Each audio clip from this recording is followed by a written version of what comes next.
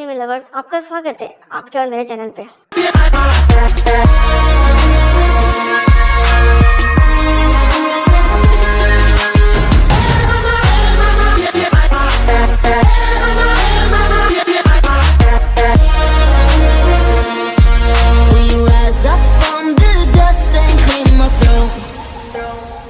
के पिछले एपिसोड के अंदर हम लोगों ने देखा था कि जिंगू की टीम एक डंजन के अंदर जाती है। वहाँ पर उन लोगों को काफी खतरनाक स्टैचू मिलते हैं जो कि उन सभी को मार रहे होते हैं। बाहर निकलने का उन्हें कोई भी रास्ता नहीं मिल रहा होता है। वहीं पर सॉन्ग जो कि टीम का लीडर होता है वो सभी से कहते हैं कि हिलना मत, अगर कोई भी हिलेगा तो स्टैचू वापस से हमले करने शुरू कर देंगे। ये सुनकर अब सभी लोग वहाँ पर वेट करने लगते हैं, जिसके बाद सॉन्ग जिन का शुक्रिया करता है और कहते हैं कि उस समय पर तुम स्टैचू की मूवमेंट को अगर नोटिस नहीं करते तो हम सभी लोग ही मारे जाते हैं। तुमने हमें नीचे होने गिरेगा वो तुम्हें कैसे पता चला? तो जिन कहते हैं कि मैंने तो बस खतरे को सेंस किया। तभी वो सॉन्ग के हाथ को देखता है और देखता है कि वहाँ तो उसका हाथ होता ही नहीं है। सॉन्ग अब उसे कहते हैं कि क्या तुम मेरी मदद कर सकते हो खून को रोकने के लिए, जिस पर जिन मान जाता है और वो उसके हाथ पे कपड़ा बांधने लगता है। सॉन्ग कहने लगता है कि मैं जुहू की मदद तो ले लेता मुझे हील करने के लिए, लेकिन वो पहले से काफी ज्यादा डिस्टर्ब है। वो वीक माइंडेड है, इसलिए बी रैंक की हीलर होने के बावजूद भी वो सिंपल रेड को ज्वाइन करती है। मैंने भी काफी बार बी रैंक की मिशंस में पार्ट लिया हुआ है और इस स्टैचू को देखकर मैं बता सकता हूँ कि ये स्टैचू पक्का ए रैंक या फिर एस रैंक के होंगे। वो अब जिनको बताता है कि साइड में स्टोन के ऊपर कमांडमेंट लिखे हुए थे। पहला है भगवान को पूजो,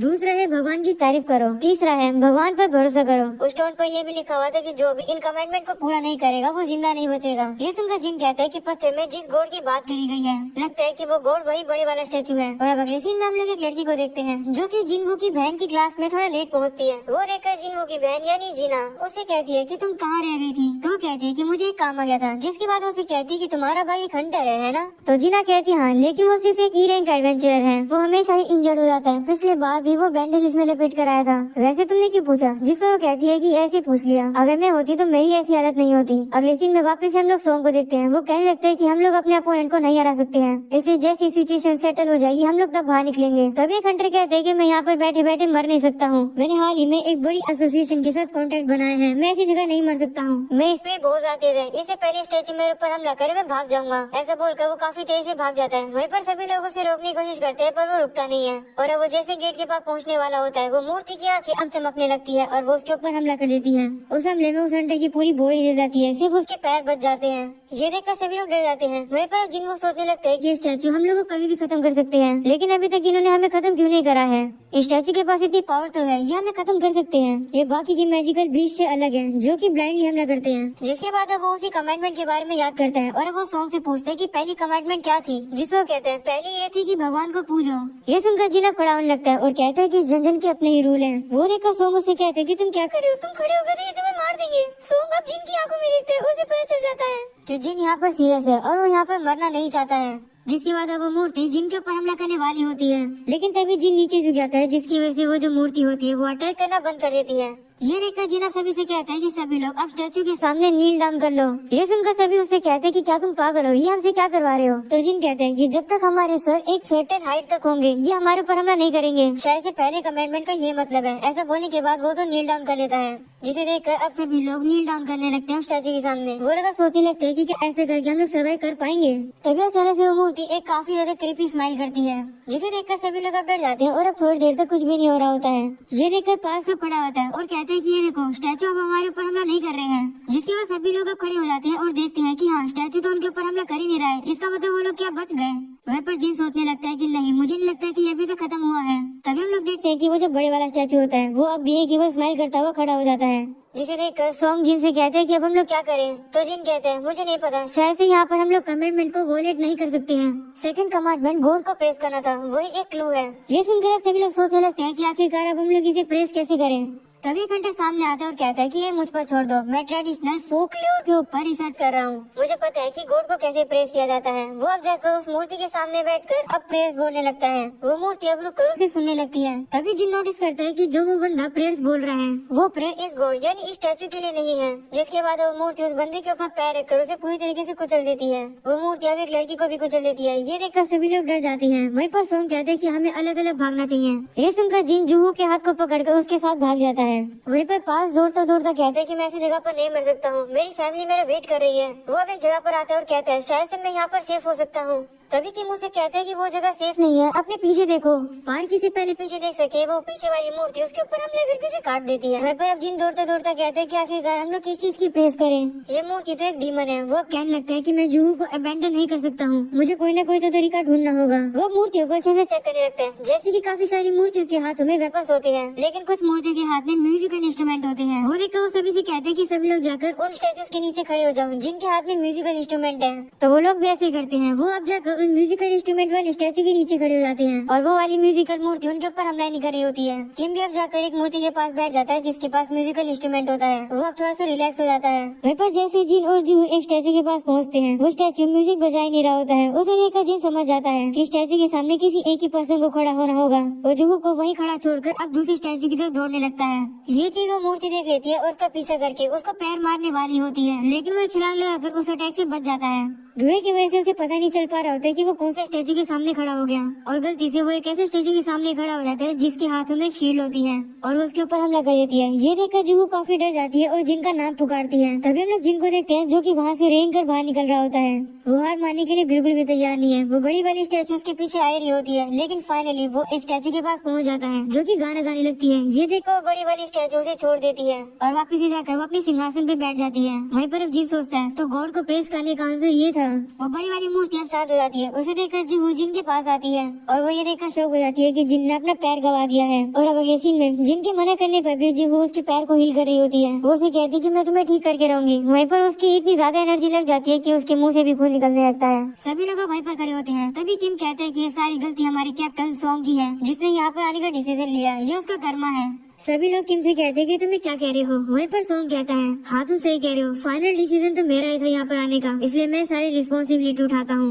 वहीं पर जिस होने लगता है कि बहस करने का समय नहीं है, अभी भी एक कमिटमेंट बचा हुआ है।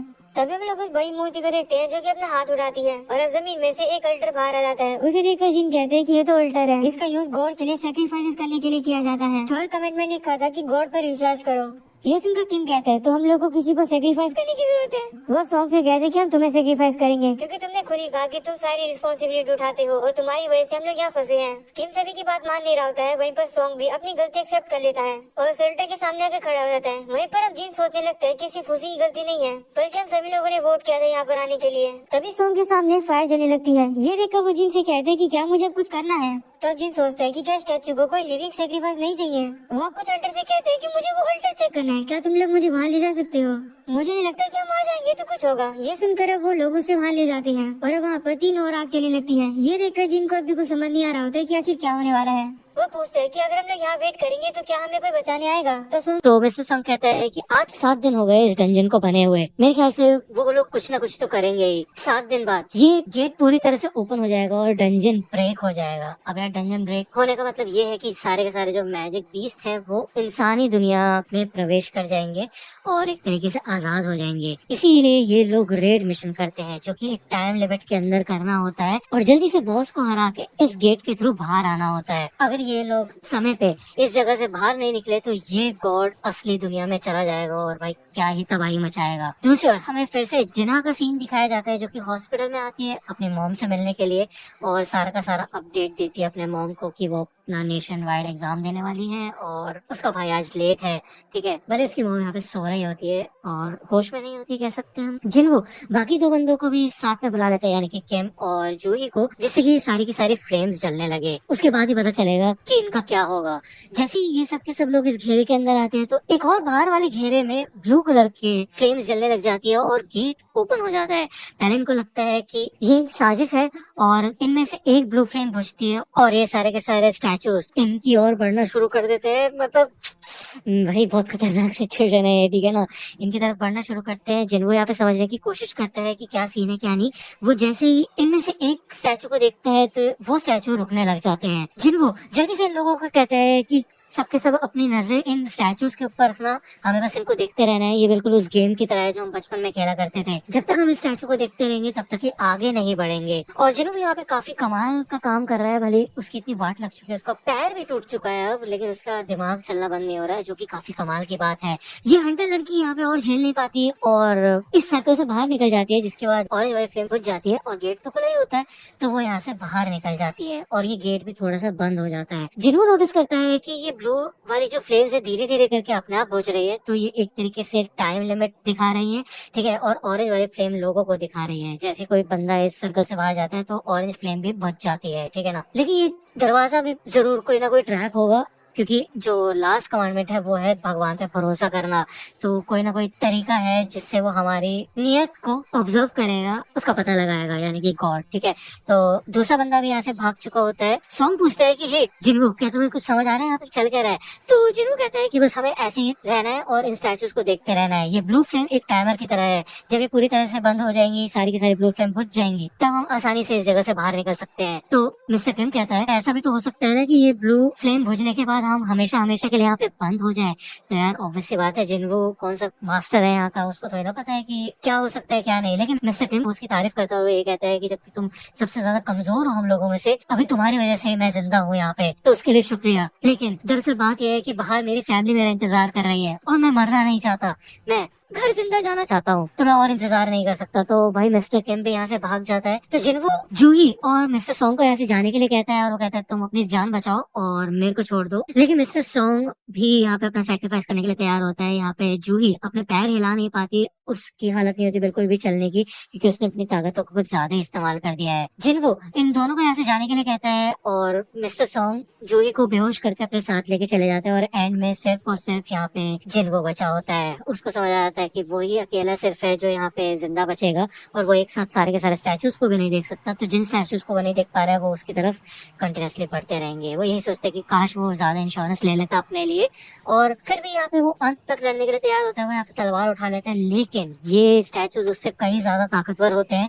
और उसको बहुत बुरी तरह से मारना शुरू करते हैं। उसका एक हाथ भी काट देते हैं और हाथ क्या उसकी पूरी बॉडी की वाट लगा के रख देते हैं वो। लेकिन तक जिन वो इसी ऑल्टर के अंदर होता है, धीरे धीरे करके ब्लू फ्लेम्स बुझ रही होती है और वो याद करता है कि कैसे मिस्टर किम ने कहा था कि वो मरना नहीं चाहते और वो यहाँ से जिंदा बच के जाना चाहते हैं। लेकिन भाई जिन्हो को कौन सा मरने का शौक है? भाई सब के सब लोग सिर्फ अपने बारे में सोचते हैं, अपने फायदे के बारे में सोचते हैं। उसकी भी फैमिली है, उसको भी जिंदा बच के घर जाना था, लेकिन वो भी तो यहाँ पे रुका हुआ है ना। लेकिन हमारा जिन्हो बेचारा यहाँ से बच के जा नहीं पाया, उसको ये सारे के सारे स्टैचूज मार मार के घायल कर देते, बहुत खून निकलता है उसके अंदर से और फाइनली वो इस टेबल के ऊपर आके गिरता है।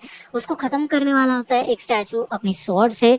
जैसे उसके ऊपर ये स्वॉर्ड से अटैक होने वाला होता है, तभी जिन्हो कहता है कि काश उसको एक और मौका मिल जाता, वो भी जीना चाहता है, वो मरना नहीं चाहता। इस अटैक के तुरंत बाद ही लास्ट ब्लू फ्लेम भी बुझ जाती है और उसके सामने एक नोटिफिकेशन आता है जिसमें लिखा होता है कि ये एक सीक्रेट क्वेस्ट है कमजोर बंदे की बहादुरी देखने का। जिन्हो एक प्लेयर बनने के लिए क्वालिफाई हो चुका होता है और अब उसको एक्सेप्ट करना होता है कि वो एक प्लेयर के तौर पे खेलना चाहता है या नहीं। अगर वो नो चूज करेगा तो 0.02 सेकंड में उसका दिल धड़कना बंद हो जाएगा और वो मर जाएगा। तो क्या वो एक्सेप्ट करेगा? एंड में हमें दिखाया जाता है कि यस, वो एक्सेप्ट कर लेता है इस ऑफर को।